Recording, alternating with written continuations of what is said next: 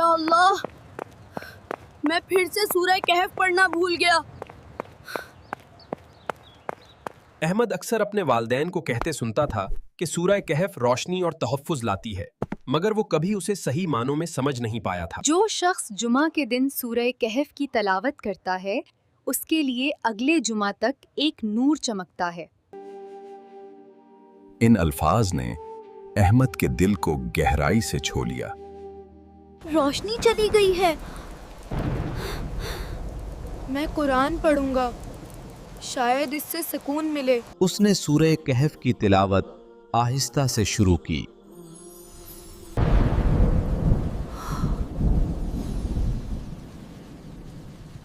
سبحان اللہ، اللہ کے الفاظ واقعی روشنی لاتے ہیں۔ ایک ہفتہ بعد احمد سویرے اٹھا با، اس کا دل سکون سے بھر گیا۔